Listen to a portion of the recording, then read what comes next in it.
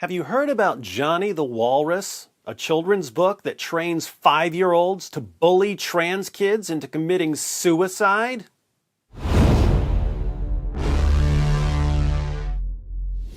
I'm not a very political person. I've never voted.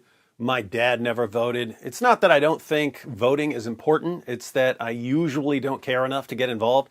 I'm what you might call an I don't care-itarian on most issues. There are like 3 or 4 political issues that I care about. As for the rest, call me Bennett because I ain't in it. I understand that there are plenty of issues that are important to lots of people and to the functioning of society, but when I listen to one side and I think, I can live with that, and I listen to the other side and I think, I can live with that too, it seems that I'm fine either way. So I say the rest of you can figure this out and I'll just go on with my life. So, not terribly interested in politics, but I am interested in manipulation, especially mass manipulation. I'm really interested in how a small handful of corporations now control almost everything online and in entertainment and in finance, and how these corporations, which control so much of what goes on in people's daily lives, will push certain political positions onto the population and use mass manipulation and outright deception to do it. I'm really interested in how it becomes morally acceptable for one group to lie about the opposition because the opposition has been so thoroughly dehumanized that they deserve to be lied about. So you can lie about them, and even if your lie is exposed, no one on your side cares because the people you're lying about are so heinous. This is fun to watch. I definitely want to see where society goes with this. Now, I want to talk about Johnny the Walrus and Amazon, because Amazon is one of the small handful of corporations that have monopolized certain areas of daily life. But first, to give you an example of what I'm talking about, let's briefly discuss Florida's Don't Say Gay bill. If you go back a couple of months, I wasn't paying much attention to politics in Florida because I really don't care. Then I started hearing about Florida's Don't Say Gay bill, and I thought, wait a minute, Florida made some sort of law against saying the word gay? That can't be right. This is the United States of America. The government can't tell people not to say a word. Then I saw that it had something to do with schools, and I thought, oh, so the government made a law against saying the word gay in schools? They can't do that. This is the United States. Parents should send their kids to school and tell them to say gay and dare the government to stop them. Then I eventually heard what the bill's about, and I read the bill. It's actually called the Parental Rights in Education Act, Florida House Bill 1557. It's not long. It only took me a few minutes to read it. Most of the bill is about schools needing to inform parents about anything that could potentially affect the mental, emotional, and physical well-being of their children. The reason this is connected to LGBTQ issues is that certain cases came to light where teachers were having kids transition to another gender, but telling the kids to hide it from their parents. Schools were helping kids transition and letting them decide which bathroom to use, which locker room to use, and not involving parents in any of these decisions. Parents found out about what was happening, and they raised an important objection. They said, hold on. You've asked my daughter if she wants to start using the boys' bathroom and the boys' locker room and to stay with the boys on field trips. That's something that could potentially affect my child's safety. And not only are you not telling me about it, you're encouraging my child to hide this from me? So, Florida lawmakers passed a law saying that schools need to keep parents in the loop about these kinds of issues, namely issues that could affect the mental, emotional, and physical well-being of their children. And there are even exceptions. For instance, if a child tells a teacher, I'm transitioning, but if my dad finds out, he'll beat me, the school doesn't need to inform the parents because doing so could endanger the child's safety. So, most of the bill seems pretty uncontroversial and commonsensical. The part that has divided the internet and America is this short paragraph. Classroom instruction by school personnel or third parties on sexual orientation or gender identity may not occur in kindergarten through grade 3 or in a manner that is not age appropriate or developmentally appropriate for students in accordance with state standards. Notice, teachers or invited speakers can't instruct students in kindergarten through grade 3 on sexual orientation or gender identity. Instruction on sexual orientation or gender identity in later grades will have to be based on what's age appropriate, and the Board of Education will have to come up with guidelines about what's age appropriate. This somehow sent corporations and journalists and educators and social media into a frenzy. The claim that teachers and third parties can't instruct kindergartners, first graders, second graders, and third graders on sexual orientation or gender identity. Now, whether you agree with this policy or not, think about why there's been such an uproar over it. Most people, Republicans and Democrats, agree with this. They say teachers should be teaching first graders reading, writing, and arithmetic, not teaching them their theories about gender identity. Most people agree. If you tell people what the policy actually is, most people agree with it. So, if you're part of the minority of people who disagree with it, what do? You misrepresent it to make it sound crazy. You label it the Don't Say Gay bill and claim that it's going to lead to the bullying and persecution of gay and transgendered students and that it's going to increase their rates of suicide. So Disney portrayed the bill as anti-LGBTQ. Disney, a company that controls a huge portion of the entertainment industry, didn't want to get involved at first, but they were pressured by the minority of people who opposed the bill to condemn it. The problem is that if you condemn it, you can't say what position you're actually promoting. If Disney wanted to say that they're against the policy and then explain what being against the policy would mean, Disney would have to say, teachers instructing kindergartners on gender identity and sexual orientation is fundamental. It's essential to the education of 5-year-olds, so we demand that teachers be allowed to instruct kindergartners on gender identity and sexual orientation. That wouldn't go over too well. Disney would sound even creepier than normal. So, what do? They use their resources and their alliances to manipulate people. That didn't work out too well for Disney this time, but it did work out well for social media companies. Social media companies make piles of cash whenever there's a controversy like this. Whistleblowers have accused the major platforms of favoring content that divides people and makes people hate each other. It's not so much that they favor content that divides people, it's that they favor content that produces engagement, likes and shares and comments and such. And the type of content that produces engagement happens to be content that enrages people. It's what gets everyone arguing. And the more people are arguing and condemning each other, the more ads are popping up in front of them, and the more data the companies are gathering on them. This is actually a perfect time to recommend a product. Healthy advertising is telling you about something that's good for you and makes your life better. When we go online, we think of ourselves as users and consumers. We use platforms and we buy products. But that small handful of corporations I keep mentioning, they think of us not as users and consumers, but as products. We're the products that can be bought and sold. More specifically, our data is the product that they get to sell. They gather our data and they either use it to steer us where they want us to go, or they sell our data to the highest bidder so that other companies can use it to manipulate us.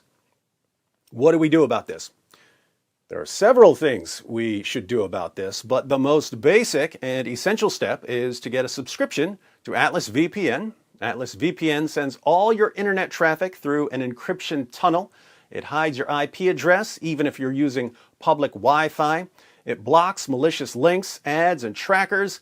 It monitors data breaches and warns you if your personal information or passwords have been compromised. It keeps you safe from people who want to steal your stuff. If any of this sounds confusing, I can make it simpler. The internet is like the world's filthiest, most virus-riddled whore, and Atlas VPN is like a condom for your data. If you sign up now, you can be fully protected for just $1.99 per month. That covers all of your devices with just one subscription. So click the link in the description box, download the app, get a subscription, and turn it on. Going from horribly exposed to extremely safe will only take you a couple of minutes. So get Atlas VPN and practice safe surfing. All right, if you signed up for Atlas VPN, your data is safe. Now let's make sure your mind is safe from manipulation. I don't know about you, but when a company like Disney tries to promote outrage by telling us a story and people become outraged, and then I find out that Disney deliberately misled us, I get into this boy who cried wolf mode. If I catch you lying to me, I'm not going to trust you next time you tell me a story. But notice, the people who are on Disney's side here, are they even slightly bothered by the fact that in order to produce widespread outrage about this policy, Disney has to misrepresent what it says? No, the people on one side of the issue think it's absolutely fine to misrepresent the other side if that's what helps them produce mass outrage. Keep in mind, this isn't to point a finger at one side of the issue. This is just becoming an acceptable thing to do. Whatever side you're on, no matter what the issue is, it's becoming increasingly acceptable to lie about the other side. And it would be one thing if it was some random person lying about the other side.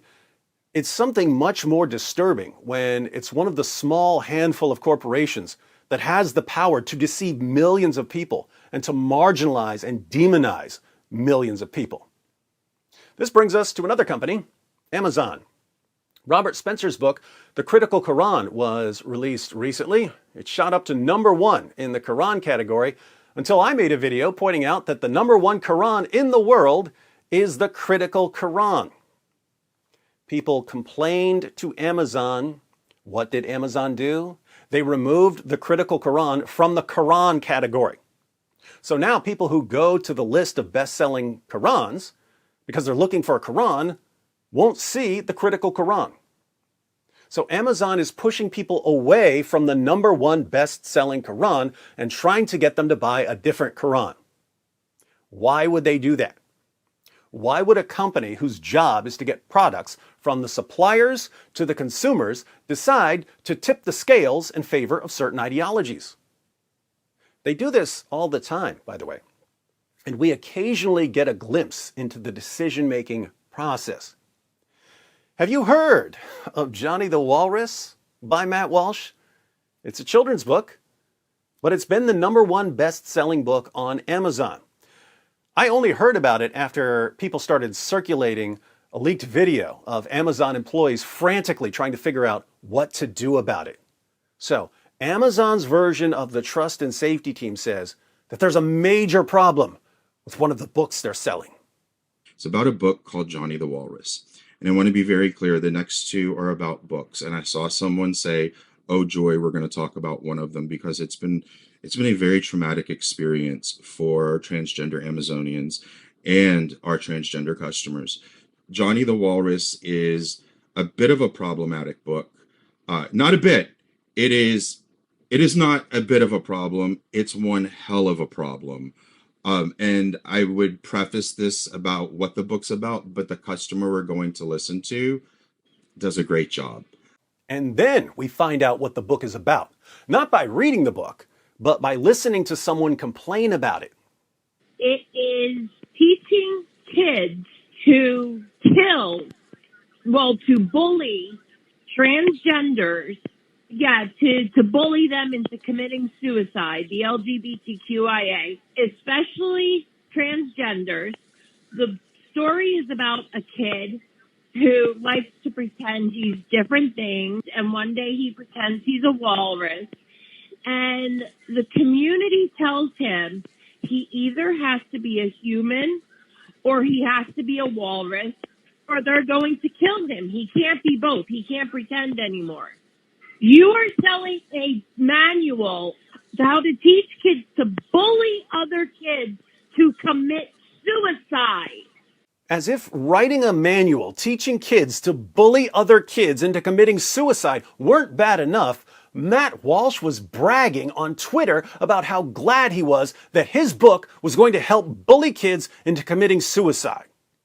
I haven't seen these tweets from Matt Walsh bragging about getting kids to commit suicide, but if it's good enough for Amazon, it's good enough for me. Now he is bragging that he has the #1 book. You are still going to continue to sell it. And now he's bragging and that he's glad it's going to make the LGBTQIA kids, especially transgenders, commit suicide. He's bragging about it on Twitter. Here's the book. Takes approximately 3 minutes to read. It's about a little boy named Johnny. Johnny likes to pretend to be different animals, and his mom thinks it's great. One day, Johnny pretends to be a walrus, but then his mom finds out from the internet that it's not just pretend. People on the internet tell her that if Johnny says he's a walrus, he's a real walrus. You see where Walsh is going with this, right? So Johnny's mom takes him to the doctor, and the doctor tells Johnny that he has to start wearing gray makeup and eat worms and get an operation that will turn his feet into fins. Johnny's mom goes along with it for a while. She has him spend his day living as a walrus in a little pool in the backyard. Eventually, she takes Johnny to live with the other walruses at the zoo, but the other walruses don't accept Johnny. In the end, Johnny's mom decides to stop listening to the people who are telling her that she has to treat Johnny like a walrus. Now, whether you agree with the point this book is making or not, is this a manual for teaching kids to bully other kids into committing suicide? Whether you agree with the point or not, the point of the book is that it's unwise for parents to try to lock little kids into decisions they're making when they're 5 or 6 years old. Their brains are still developing. They're going through lots of changes. If a 6-year-old boy says he's a girl, that doesn't mean, as a parent, that you should start pumping the kid full of hormones or looking up surgeons just because people on Twitter scream at you and tell you you're a bigot if you don't. That's the takeaway. You can agree with it or not agree with it, but that's the message. Now, if you want to enrage people, should you give them an accurate description of the book? Of course not. If you run up to someone and say, "Oh my goodness, some guy named Matt Walsh wrote a book. The book is telling mothers of little kids not to let Twitter bully them into pumping their kids full of hormones and getting surgeries based on feelings the kids are having in kindergarten," most people will not be enraged even slightly by that. You can be transgendered and still think it's not a good idea to say, "My kid is acting like this when he's 5 years old, therefore I'm going to lock my kid into that with hormones and surgeries."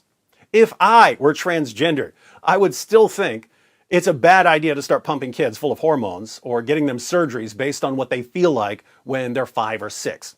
So, if you tell people what the point of the book really is, it's going to be hard to enrage them. Even someone who disagrees with the book could still say, "You know, I don't agree with Matt's position. I think little kids should be given hormone treatments, but I understand Matt Walsh's point, and he's entitled to share a different perspective." Telling people what the book is really about is not a good way to enrage people. If you want to enrage people about the book, what do?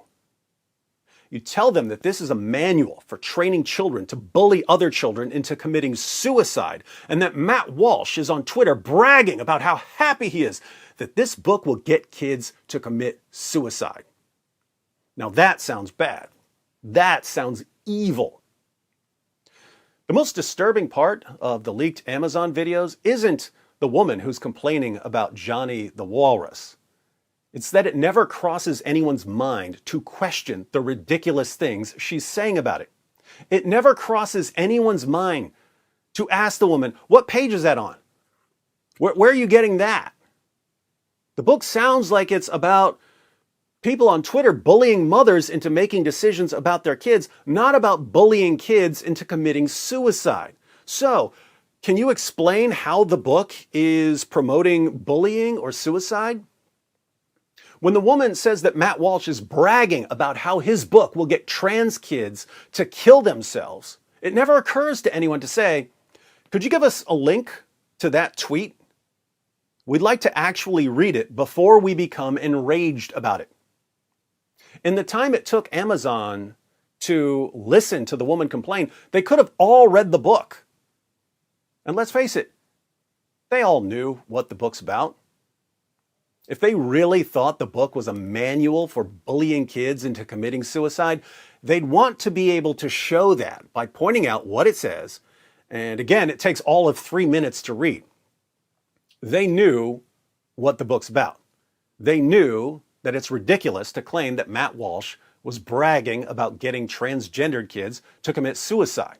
They knew that this was all total nonsense. And yet they all acted like the claims were completely true. Later, one of them even started crying for all the trans lives that would be lost because of this book. We live in an age when we don't just have people lying about each other in order to enrage one group against another. We've always had that. We live in an age when it's morally praiseworthy to lie about other people in order to enrage people against them. And it's morally reprehensible to object to a lie that your side is telling. In other words, if someone at Amazon had said, come on, I don't like Matt Walsh, but he's obviously not trying to get kids to commit suicide, that Amazon worker would have been attacked for defending Matt Walsh. He would have been blasted as anti-LGBTQ for pointing out a series of blatant lies. So everyone just keeps their mouths shut and goes on pretending that any insane criticism of the opposition is true, even when they know it's a lie. I'm sure I'm going to get comments saying, David, I can't believe you're defending everything Matt Walsh has ever said that upset me. Apart from defending the general idea that unless you're deliberately and obviously being hyperbolic or satirical, you should represent people's positions accurately when you're claiming to refute them. Apart from that, I'm not defending anything. I know next to nothing about Matt Walsh. In fact, I can tell you everything I know about Matt Walsh in a few seconds. I know he used to be a blogger, because I think I read something by him on abortion years ago. I know he's with the Daily Wire now. I have a general idea of what kinds of views he must hold because I have watched videos by Ben Shapiro and Andrew Klavan, and I've read Johnny the Walrus. That's all I know about him. Matt Walsh may believe 487,000 things that I think are totally ridiculous. I do not know. But if I were to see some evil claim by Matt Walsh that was so awful that I needed to expose him, I would make sure that I represented him accurately when I exposed him. And if I couldn't expose him while representing him accurately, I might start wondering if anyone should take my disagreement seriously. On that note, I do have a criticism of Johnny the Walrus. When I see a children's book meant for kids 2 to 5 years old, and I find out that the book is really about transgender issues, I start to wonder, what kind of creep would want to instruct little kids about gender identity? What's wrong with this Matt Walsh guy that he's trying to indoctrinate kids with his views about transgenderism? But I can't say that because I definitely don't want Disney coming after me next. Looks like Disney supports Matt Walsh after all.